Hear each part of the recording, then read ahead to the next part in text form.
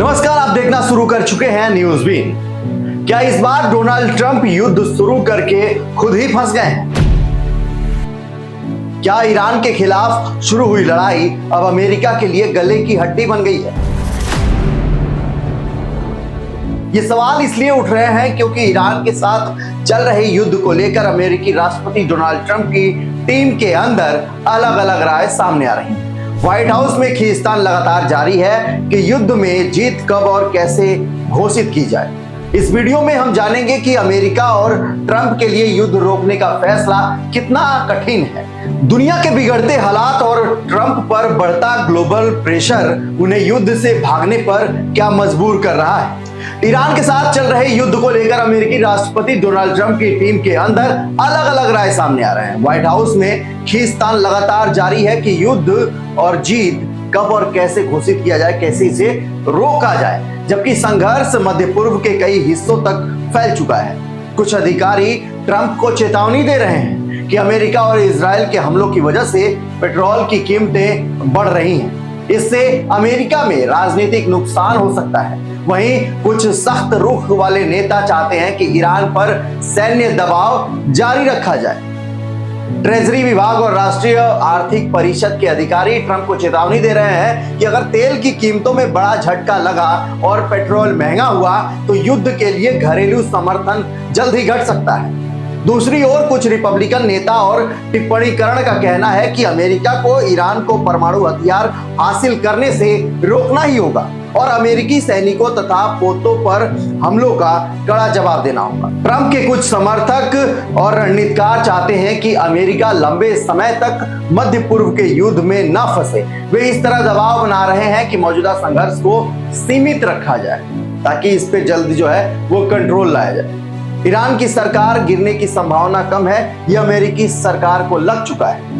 अमेरिकी खुफिया एजेंसियों का मानना है कि ईरान की मौजूदा सरकार जल्द गिरने वाली नहीं है, इसलिए ट्रंप ने हाल में तेहरान की सरकार को हटाने की बात करना भी कम कर दिया है। ट्रंप अब इस युद्ध से निकलने का रास्ता खोजने की कोशिश कर रहे हैं। युद्ध शुरू करते समय प्रशासन ने अलग अलग लक्ष्य बताए थे, जैसे ईरान के हमले को रोकना, उसके परमाणु कार्यक्रम को नुकसान पहुंचाना या उसकी सरकार को कमजोर करना और वहां गृह युद्ध जैसे हालात पैदा करना।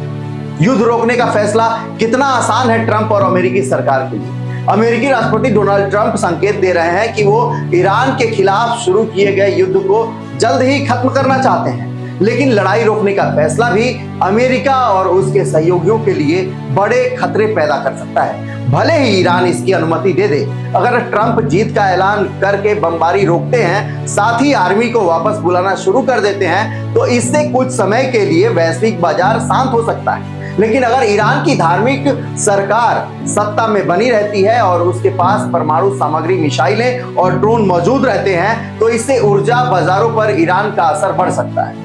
इससे अमेरिका के सहयोगी देशों की सुरक्षा के भी खतरे हैं और भविष्य में एक बड़ा क्षेत्रीय युद्ध होने की संभावना भी बढ़ सकती है। वहीं डिफेंस एक्सपर्ट्स का कहना है कि युद्ध शुरू होने के बाद इससे निकलना आसान नहीं है। ईरान के पास 60% तक समृद्ध यूरेनियम का भंडार अभी भी है, जो परमाणु हथियार बनाने के करीब माना जाता है। खाड़ी के कई देशों को डर है कि हमला रुकने वाला नहीं है। तेल सप्लाई रुकावट जो है वो वैश्विक ग्लोबल प्रेशर ग्लोबल जो है प्रॉब्लम है।